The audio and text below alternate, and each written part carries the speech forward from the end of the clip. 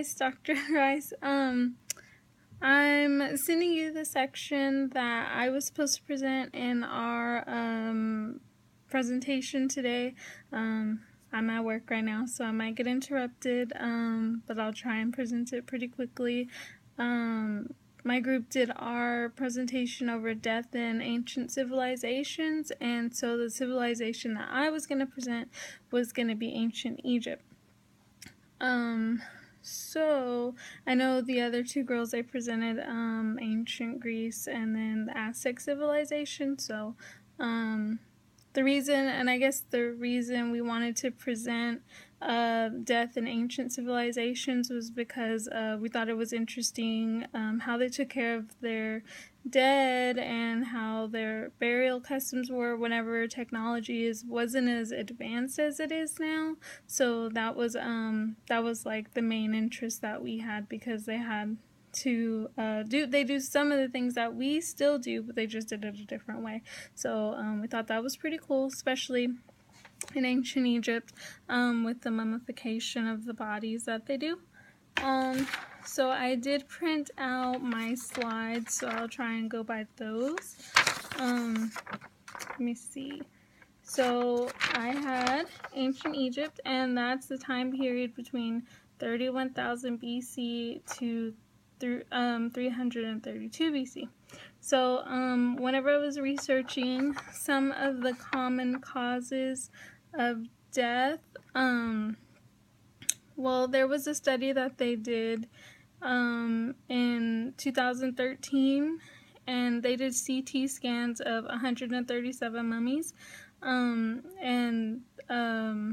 whenever they did that research, they found that most of them, the cause of death was related to microbial diseases or infections, and that included tuberculosis, malaria, and another one I cannot pronounce that well.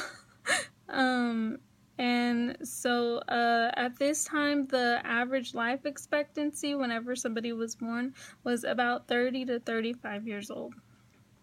And then in a period of over 2,500 years, it only increased to 36 years old.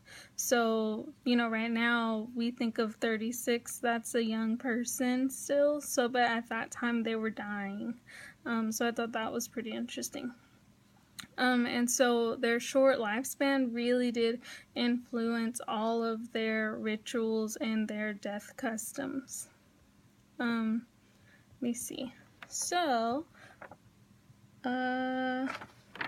this next section I'm going to talk about is the beliefs about death and the afterlife.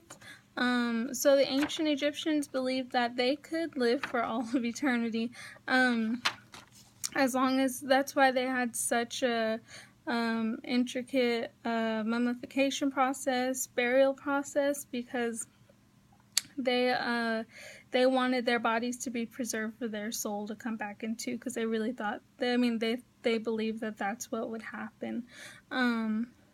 So whenever somebody died in ancient Egypt, they believed that their spirit, which was called their Ba, would leave their body temporarily. And so what happened with your Ba was that it was going to move through the afterlife, and so the journey that your spirit takes is very perilous.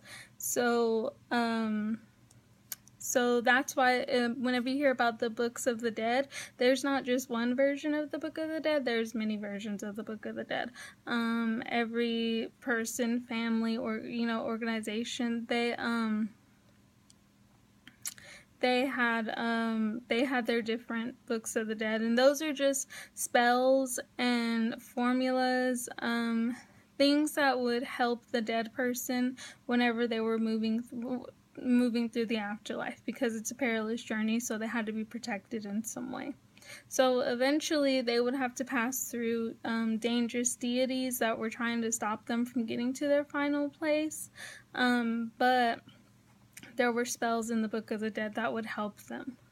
And eventually, once they made it through, they would get to the god Anubis, and then he would weigh. It was called the weighing of the hearts, I believe, and he would weigh their heart against the feather of truth, and hopefully it would balance, and then they would get to, like, have eternal life.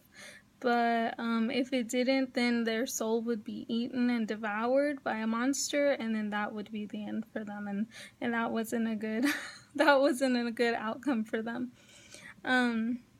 because they want to move on and they want to experience the afterlife. You see, and the afterlife was different for everybody. The pharaohs, they believed that whenever they died and they made it to the afterlife, that they would be with the sun god Ra, and that they would, fight against darkness and protect humanity. For somebody like a servant, it would be a lot different. They would just hope that their lives were better than they were whenever they were alive. So just without all the bad stuff, but a good life. See, the next section that I was going to talk about was how the bodies were prepared. And I have some pictures on here. There's a mummy. This is a drawing of Anubis, and he's doing the weighing of the feather and the heart. And then these are jars called canopic jars. So, whenever the bodies were prepared, the process was, it took about 70 days. I'm reading off my paper. It took about 70 days, and the embalmers, they didn't just have to be knowledgeable about, the ritual and the prayers, but they also had to be knowledgeable about the human anatomy, because all of the internal organs, except for the heart, would have to be taken out. They only left the heart in there because they believed that that's where the person's spirit, like their self, their being, that existed there, so they left it. So all the internal organs were taken out, and they were put into these jars, like this, and those jars were buried with the mummy. Later on, they would just take those organs and wrap them separately and put them back in the body. But the jars are still very important to the rituals, so they would still bury the jars with the mummy even if they were empty. But the process was, they would take the body, they would, after they, took out the organs, they would cover the body in salt, and the salt was called natron, I believe, and it's a heavy drying agent, so it would dry out the body, and then after that they would rinse the body, and they would start to wrap it, they would wrap it in layers, and then several times they would pour hot resin over the whole body, and then they would continue to wrap more and more.